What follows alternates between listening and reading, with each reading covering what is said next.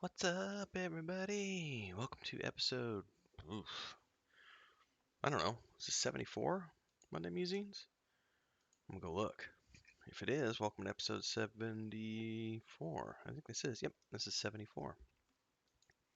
Pre-recording this on July 30th, 2022. Behind me, I've got Luke, and Leia is over there, sleeping opposite ends of the bed.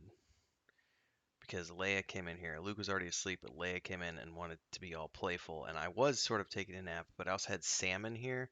Sam wanted to get up and go out. Leia was trying to be playful, and I had to calm her down, and she calmed down on that side. They usually end up snuggling at some point, so they may move while we're doing this. You never know. Anyway, if you're new here, welcome to the channel. This is my vlog space. I do my life unloading here every Monday morning at 7 a.m. and I've got like all sorts of beard hairs and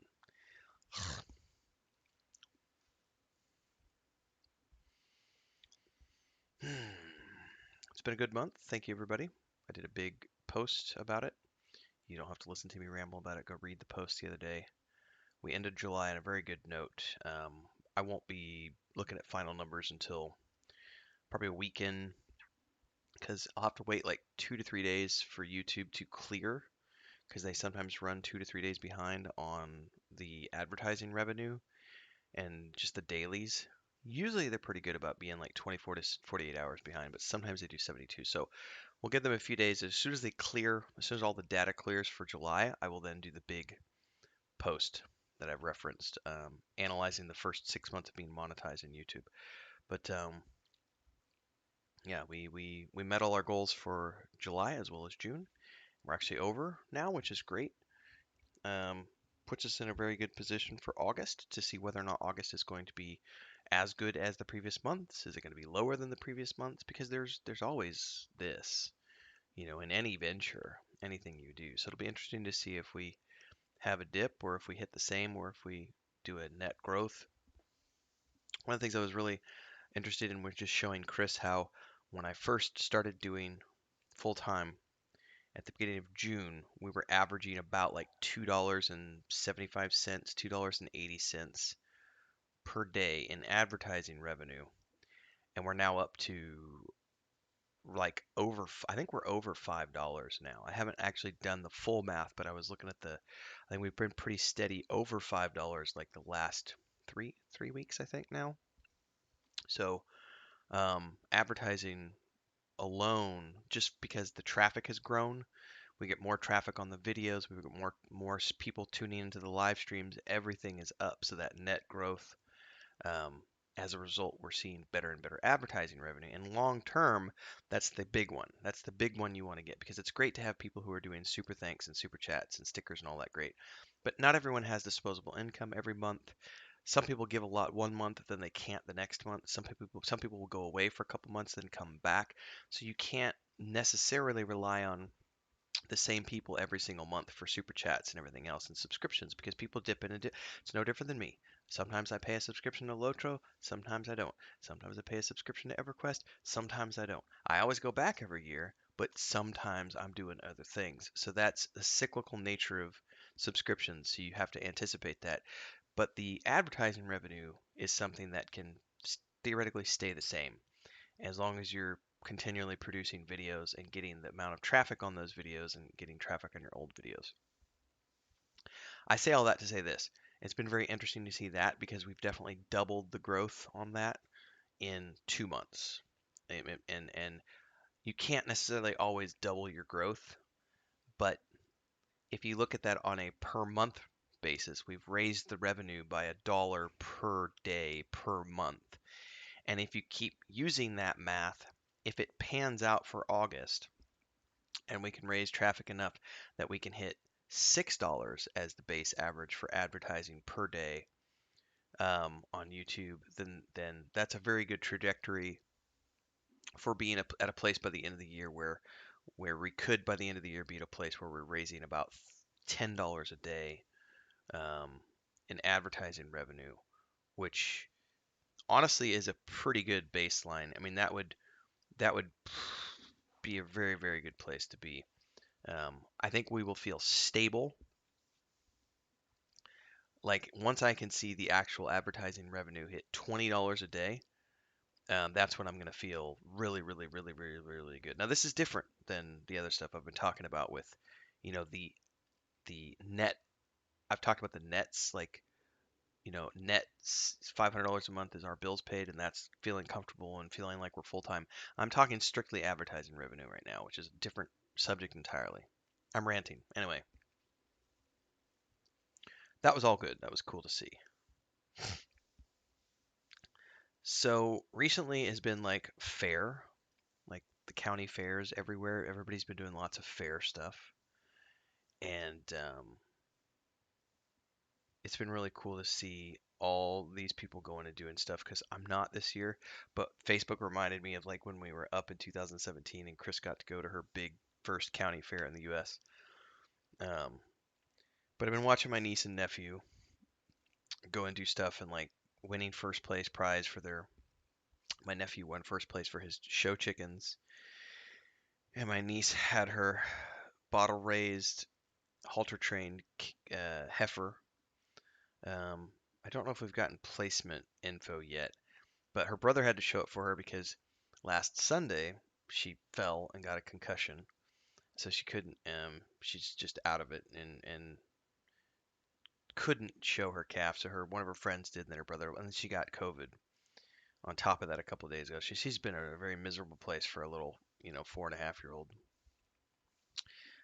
But her brother showed her for her. But then we were laughing because I'm pre-recording this, so on the 29th, which was Friday, they had the greased pig competition for all the, they let like 30, 40 kids loose in a pen with a greased pig, and whoever catches the pig gets to keep the pig. And my nephew caught the pig, and they took it home, and I get this text message from my brother this morning that, he's sitting there drinking coffee at like 6 o'clock, and my nephew's like, "Can I go outside, Dad?" And my brother said, "Yes, you can go outside, but don't go messing with the pig unless there's an adult with you." And it's a little baby pig, it's only been off the tit maybe 10 days, 2 weeks or something. And I guess 10 minutes after my nephew went outside, my brother hears, "Oh no!" And then comes running back in, and "Dad, the pig got out." Well, they have 80 acres of woods right there, and the pig went into the woods, which means that pig is now gone. They're not going to catch it. It's gone. And either the coyotes or the bobcats, something will get the pig probably. Because it's not domesticated, so it's not going to come back to the house, and it's completely scared because it's separated from its mom and everything else. So he had a pig. My nephew had a pig for one night, and then it got away. Um, but it just made me laugh because, you know, those are the kind of things when that happens to a kid. He's going to feel really bad. You don't have to come up with a punishment for that. Like that, the punishment is you screwed up, and now the consequences are you lost your baby pig, and that pig's off in the woods, and it's gonna get eaten, and it sucks, and you're gonna feel devastated, and but you'll learn. Now next time when Dad tells you don't open that gate without help, you will know that there are reasons why you don't go try to do that as a 7-year-old on your own. Ah, here's another funny animal story. So I'm pre-recording this on Saturday. Friday, we had a peregrine hawk, peregrine falcon has decided to show up and is camping on the woods on the back end of our backyard. So our backyard, on one side, there's a chain link fence in the church property. There's no trees there. But then on the back side, it backs up against a forested area. It's like 3 lots of just abandoned. There's an abandoned house and then 2 lots with nothing on it. So it's just overgrown. But anyway, there's trees that are right up against our fence and lean over, and there is a peregrine falcon that has taken up residence because he wants either the kittens, not these two, but the 5 kittens. He's either wanting to get at the 5 kittens, and he's been eyeballing Christina's chickens. Now, her chickens are in a place where he can't get to them because they are underneath a tree and in a chicken wire enclosure because, we still haven't built the chicken coop yet. Yeah, more on that later. Um, and So he can't get to the chickens. Plus, the chickens are big enough now. Like, they're bigger than him. I don't think he could actually do anything with one of the chickens if he was able to get to them. He doesn't have a lot of room to dive down and grab something under no room at all where the chickens are at, but the rest of it's open and there's no trees, so he does have room to go get little kittens. So we have had to have the kittens on lockdown, and they've gotten used to going around and just running around outside. We've left the door open. Literally, we opened the back door and it's just open all day from like 6 in the morning until about 8 o'clock at night. We just leave the door open, and those little kittens go in and out as they please, along with these two and their mom. But because of that falcon, we've now had to keep the kittens inside. So all day yesterday they were going crazy because they want to go outside, and we couldn't let them. This morning we got up early. I got up at 5:30, made my coffee, made my oatmeal, opened up the door, let all the cats out. Kittens are playing around, and we let them play until about 6:30. It started getting light, and then we heard the falcon somewhere nearby. We heard him start crying around 6:30. So we're like, okay, time to go inside.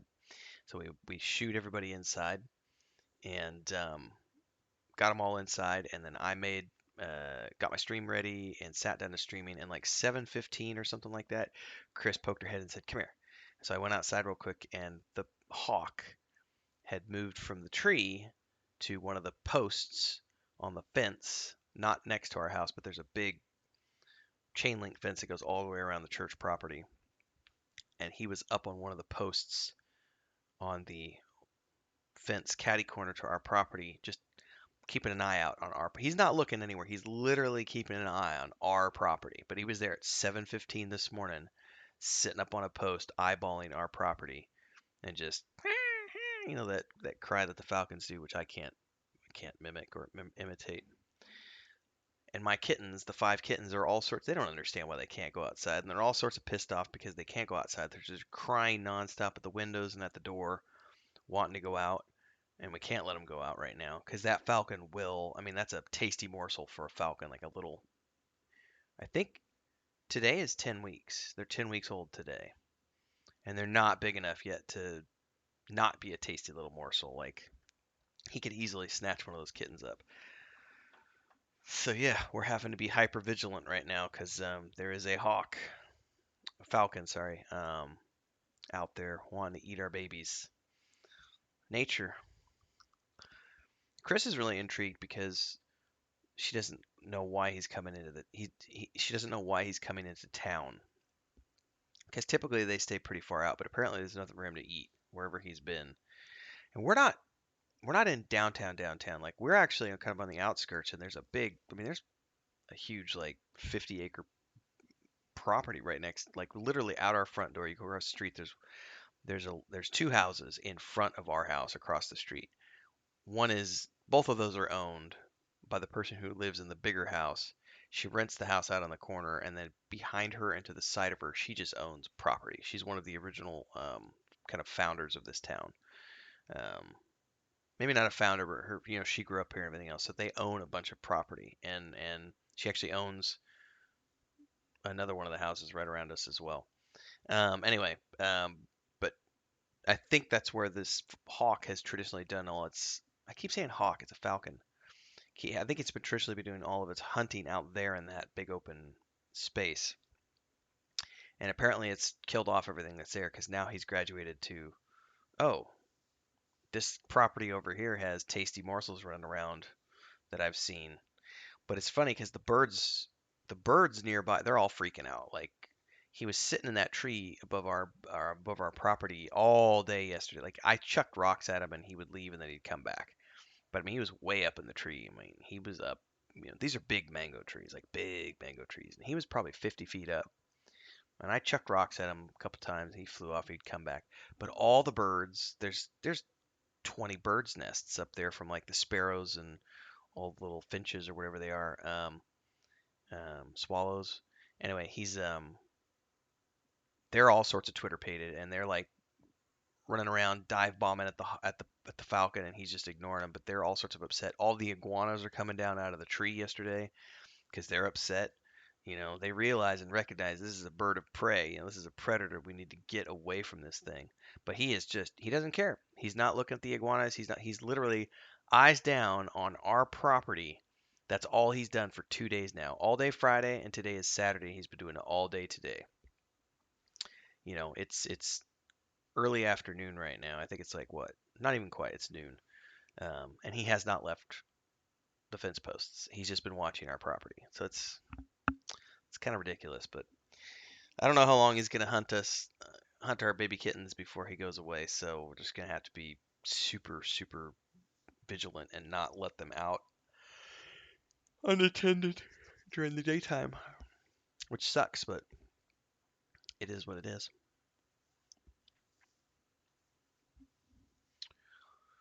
Um, let's talk chicken coop. This week, Chris and I were like, we're gonna try to go up to the city and go get lumber for Home Depot. But before we were going to do that, we were going to try to get a hold of Home Depot and talk to customer support and see if there's any limits to how far they'll deliver because I can't find any information on the website. But I mean, it's 2.5 hours from here to the city, and I'm assuming they'll deliver that distance, but I wanted to make sure before we spent the money to go to town. Well, Chris tried twice. Well, twice I say, not twice, but 2 different days in a row. She tried calling, calling, calling, calling, calling, calling, calling, calling. Nobody's answering the phone for customer support, which is really frustrating.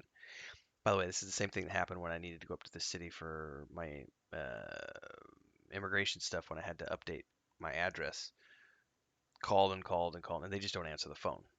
No one answers the phone here. It's really frustrating. You can't get people to answer the phone, which sucks because if we go up to the city, I mean, I don't remember what it costs. It's 40 or $50 for a round trip, you know, for a round trip for us. And I'm frugal. Like, yeah, I'm frugal. Like, hell yeah, I'm a frugal person. I'm not just gonna go spend $50 just to go see. Like, I need to be able to pick up the phone and find out over the phone. I don't want to have to spend. It's not just the money; it's also the time. Like, it's 2.5 hours to go to the city. Imagine going all the way up there only to find out that they're not going to deliver here, and then I got to come all the way back. And not only have I wasted that money, I've also wasted 6 hours of my time in between the two the there and back again, plus the time it takes for me to go there and find this out. Um,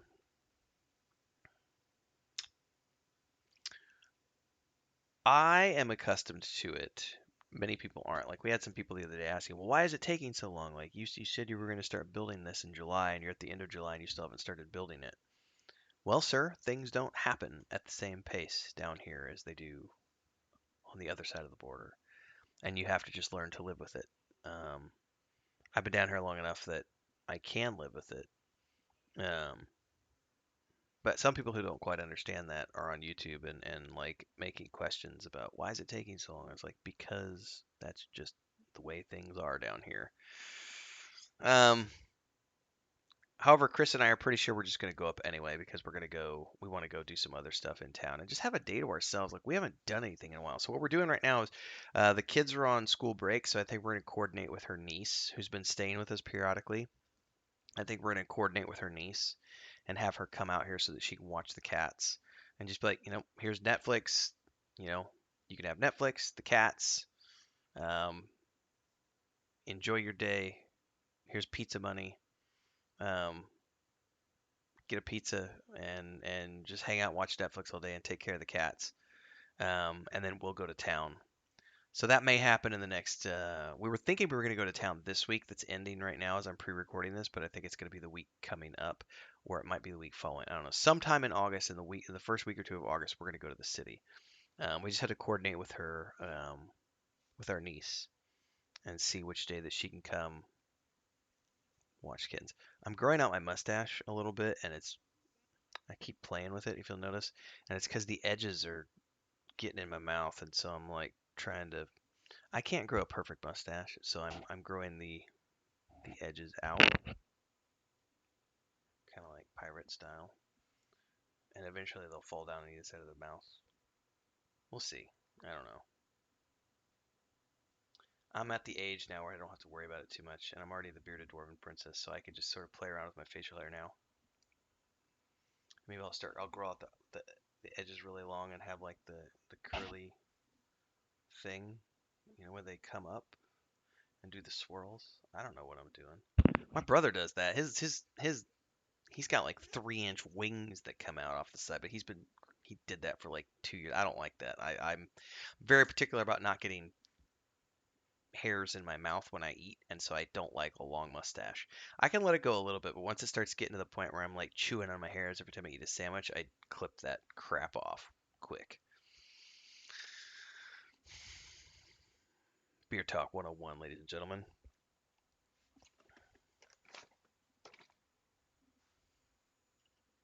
What else can we talk about? Gaming. We can talk gaming because I think this happened in between last week and this week. World of Warcraft finally announced the launch date for Wrath of the Lich King classes, September 26th, which means I recorded a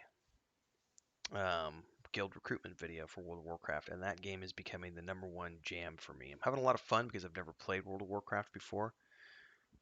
Other than when Classic launched, I played for about 6 months. But I've never played retail other than dabbling.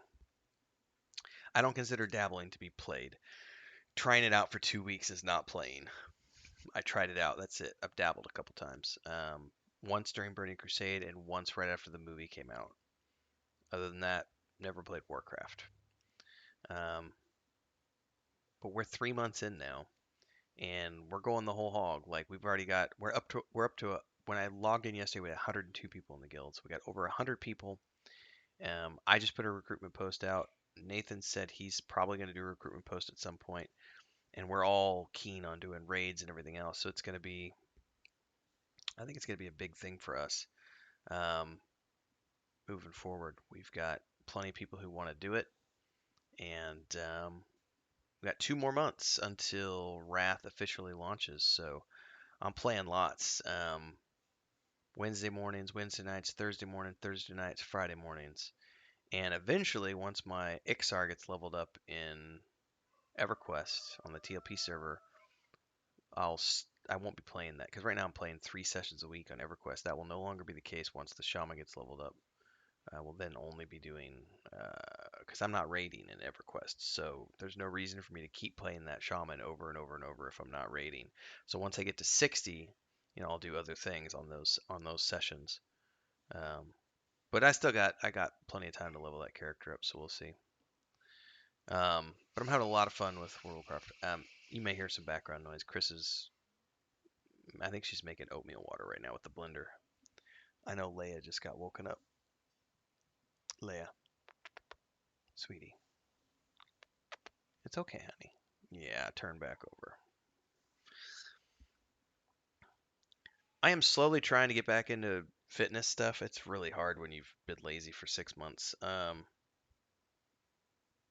haven't ran in since the beginning of March was the last time I ran, and I really like running. I've never been a big runner. I can't run distances just because of all my sinus and lung problems over the years, but I do like to run. And getting up to 5K was a big thing for me, and then broke my nose in last August, September, and then recuperated and got back into it. Then I got COVID in January and had to get out of it, and then starting to get back into it, and then we moved. And it's so hot here, I just don't want to run. And then I've just sat here, and I haven't gained any weight, so to speak, but I've put on. What happened is I lost muscle and I put on chub, and so I've gained a notch on the belt. This is the fun thing about this, converting muscle to fat. So I haven't gone up any weight, but I've put on more fat because I've went up a notch in my belt, which is not good. Um, so I am trying really hard right now. I mean, during my live streams, I try to like every couple hours get up and do 50 push-ups and 50 squats. And I've been reading a lot of stuff from people who talk about, doing like 1,000 push-ups in a day. And the best I've done so far is I had a day where I did 200 push-ups and 200 squats. And I had a long day. I did a 12-hour stream. And during that 12-hour stream, 4 times I got up and did 50 push-ups and 50 squats, and sit back down and then play for another couple hours, get up and do it again. And I was like, if I'm ever gonna do more than like 400, you got to do that like every hour. Because if you're doing that every hour, then you'll do 200 in the span. You know what I mean? The span of a 4 hour stream, you'll do 200. But I'm gonna try to start doing that in August. August, my objective is to I'm gonna set an alarm when I'm streaming, and just wherever I'm at in the stream, I'll tell people I need 5 minutes, and I'm gonna get up and I'm gonna do 50 push-ups, 50 crunches, go to the bathroom, go outside. Because here's the other thing. I've talked about this on my live streams. I did that 12-hour stream last Saturday, and I came away from that and I developed an eye twitch on this eye. Not an eye twitch, but the eyebrow was like uncontrollably twitching the eye muscle, and it was just eye strain. So I had to take a couple of stream sessions off, and it was still bothering me up until even as recently as yesterday morning. Um, Still bugging me, but it seems to have calmed down. But I've been resting and also doing eye exercises, so making sure to get up away from the desk, go outside, and when I go take a bio or something, I'm taking an additional couple of minutes to stand at the back door, focus on things far away, and just use other eye muscles. Because sitting here, this is I'm I'm 2 feet away from the monitor. Depending on how when I'm sitting up here, I'm 18 inches away. I'm not that far away from the monitor. So I'm only ever using those muscles for the close-up stuff, and so it's causing. These are consequences of full-time streaming that I've never dealt with before, like full-time, being here like 12 hours a day, hyper focused. Human beings aren't designed for that, so I've had to start to adjust my routines to compensate for the new lifestyle. Um, and I don't have the perfect desk setup. Like this is going to be part of the documentation process. Like we bought really cheap wooden tables because again, moved out to the boonies. We don't have a vehicle, so getting stuff delivered here, we still don't have a vehicle, and we still don't have an address. Have I told this story? I have told this story, but just to remind everybody, where we moved when they built this house, when her mom built this home 25 plus years ago, it was on the outskirts of town, and they didn't assign a house number to this place. No one ever worried about it. There's lots of places here in this town that don't have numbers. For the people who've lived here over the years, it's never been an issue. However, it is an issue for me because I use Amazon and I have things that I get delivered in FedEx and all this other stuff. I can't do any of that right now because I don't have a physical house address. So, getting things delivered, it's okay if it's from a local store because they know where we're at. You tell them this street name on the corner of this, and they're like, oh, by the church. And we're like, yep. And they go, oh, okay. And they know where to deliver it. Plus, they'll call you and be like, hey, is this the house? And you'll come outside and say, yeah, I see you. Come over here.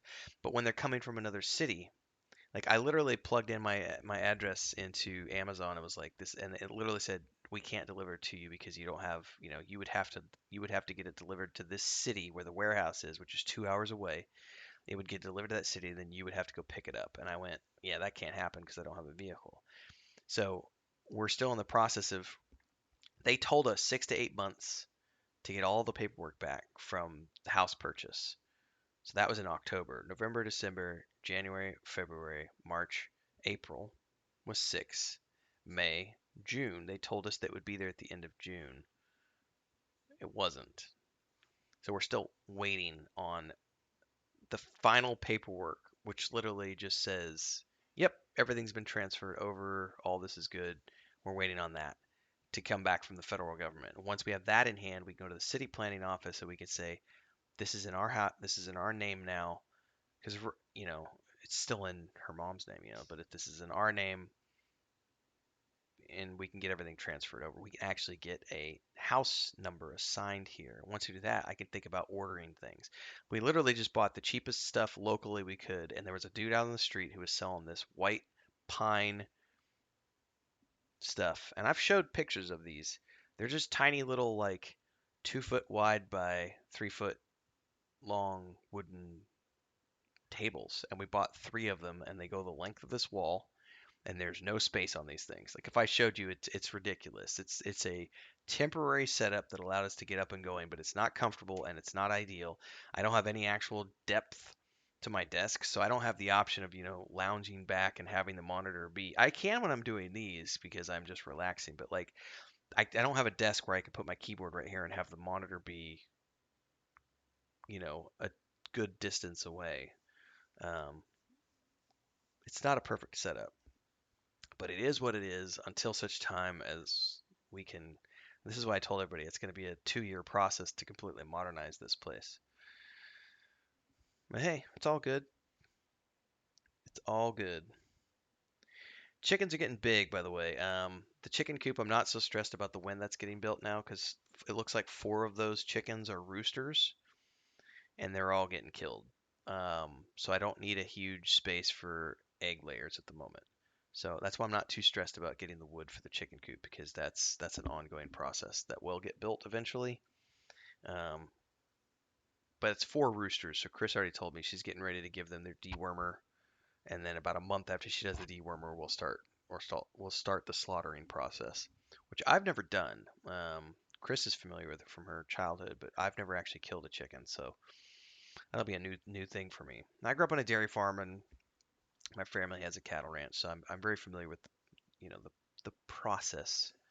So I'm not worried about the mental aspect of it like some people would be. Um, they are raised from the beginning to be food for us. So they have a very good life and they're hand fed and treated very well. And they'll have one bad day. It is what it is. But I've actually never done a chicken before. I've never killed and dressed a chicken. So Chris knows what she's doing. And the lady next door just did a duck 2 days ago. And I had never seen it done that way. And so I was like, oh, is that the way you guys do it? And she's like, yeah, you. So they graphic content alert for some of you who might be sensitive.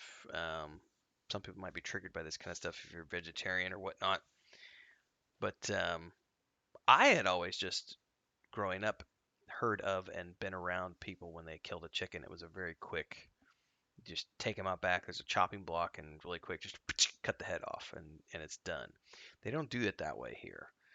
Here they string it up first by its legs and they let all the blood drain and then they cut its throat and it you know bleeds out. Um, I've never seen it done like that, and I was kind of fascinated watching the neighbor do it. And it was funny because her husband was like, "You need to go do this," and um, she didn't want to, but her grandmother was there, and she kind of she was like, "I want grandma should do it, or you should do it." The husband, and I was like, "No, you need to learn how to do it." So she got initiated, I guess, into killing a duck. Um, and I'll be initiated shortly. It looks like within the next couple of months. But we've got 4 roosters, and those are gonna be getting eaten because they're not laying eggs. Um, assuming the peregrine falcon doesn't get to them, which he can't. But that was sort of like a joke. Um,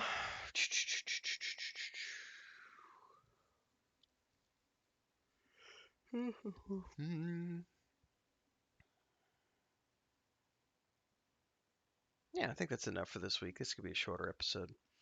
I'm really hoping August is going to be a good month. That's up to all of you.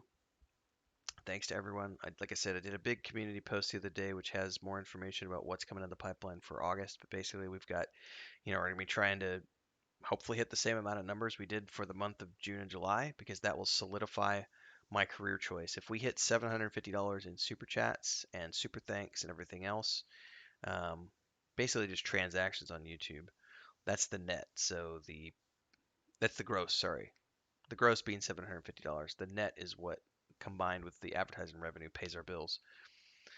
So yeah, we're going to be shooting for $750 again next month for the net. So for those of you who can, um, thank you very much for your support. I appreciate it. It's making me feel like we're on the right path. Chris has been very. I'd like to get Chris on one of these and just have her talk about things as well because she's been somewhat in the background because of all the housework and the cats and everything else. But I got her to say to on a live stream today she might be ready to start coming back and streaming with me once a week, in which case she'll be doing Warcraft, but we'll see. Um, in any case, hopefully August is as good as this month, but we got a lot more things happening in August as well. I'm literally I think tonight, as long as I don't forget, I'm gonna start uploading all of the. So I've been recording all of the videos since we moved in. It's a. This is the phone I got from her sister when I got here. And it's got like 128 gigs or whatever. I don't know. I don't use it. It's literally a video phone that has some apps on it. I use this for TikTok, YouTube, and video recording. And got a cracked screen. It is what it is. Like I don't use the phone, and this thing is freaking heavy. Um, but I'm gonna start uploading all of the video footage I've been recording to YouTube so that I've got it all stored, and then I'll start just pulling it down and starting to cut it because that's going to be part of what's happening in August. Is I'm finally cutting down the first video, just seeing the footage I have, and started to wrap my head around how I want to start to produce all the footage. Um, that's happening in August. We're going to have a GoFundMe up for the cats in August. We're going to obviously be shooting for our goals in August. And then at some point in August, hopefully we'll be able to, you know, we didn't get to do the Kickstarter for the hardback books in July because of bank stuff. And we heard back finally from Wells Fargo, and they were like, no, we can't because Chris doesn't live full time in the United States. And it's like, you know what? I think we're just going to have to, Chris is going to end up becoming a silent partner on things, which is just, that's a quick fix for us. We just adjust the operational agreement. But it's too much of a pain in the butt to have her as a front facing partner in the company because all the banks want her to physically have an address in the United States, and she doesn't. So it's causing more problems than that's a business thing that's up to us to deal with. So we're going to be adjusting some operational agreements and going back to my brother's local bank and being like, here, it's just us. So there's no Mexican involved. And if there's no Mexican involved, they don't have a problem with it. It was literally just because there's a Mexican involved who doesn't live in the States full time. So it's silliness is what it comes down to from branch locations, from physical banks that are worried about federal funding and rules and regulations and stuff that blows my mind when we live in a pandemic time when everything can be done online and yet banks are still like, no, you have to live here at this address full time, otherwise, blah, blah, blah, blah, blah. Whatever. Once we get that sorted out, we'll do a Kickstarter for the hardback books, but it's not a priority for us. The reason being, the books are already available in digital format. So we're not doing a Kickstarter for a product. It's a Kickstarter for hardback versions that people would like to have, and so we're just doing that for the print costs. And I've actually been debating just shelling out and paying for those on my own. Like, you know, but the benefit of doing a Kickstarter means we get to do um, there's the publicity component of doing a Kickstarter. But at the same time, I also know the numbers are low enough we could just print. Because right now it's like 50. I could probably pay for it with the Patreon funds. Let me do the math real quick. Calculator. We know it's going to cost. We have 50 copies at.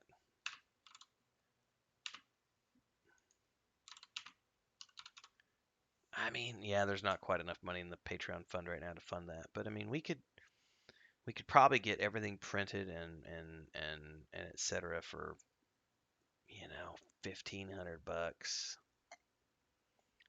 probably. We don't have 1,500 in the Patreon fund right now, but we could always just tell all of our community members like, look, if you really want this, here's what we're gonna do. Just go over to the Patreon page and get it to this point, and that's how we get the and then we'll just pay for them out of pocket. We could also just do traditional pre-orders through I don't know, food for thought. We don't have to do a Kickstarter. Just thought we might be fun to do a Kickstarter because of the additional publicity. But at the same time, it's like there's all of this logistical red tape to running a Kickstarter that makes it a pain in the butt when we could just do it all through Patreon in the first place. Which we don't have a hardback tier is the thing. And so we might just need to put a hardback tier up on the Patreon page. Need to have a greater discussion about that one with my brother and also Nathan and everybody else because that would be something that's a little different. It's just the idea of running a Kickstarter sounded appealing because you can do the stretch goals and it's publicity at the end of the day. You get all the publicity from a Kickstarter, but you also lose a ton of money doing it through Kickstarter. Like seriously, like um, Kickstarter takes a chunk, Stripe takes a chunk. Like everybody's taking little bits of the pie along the way. And yes, Patreon does take a little nibble, but it's a much smaller nibble than all these other places combined. I don't know.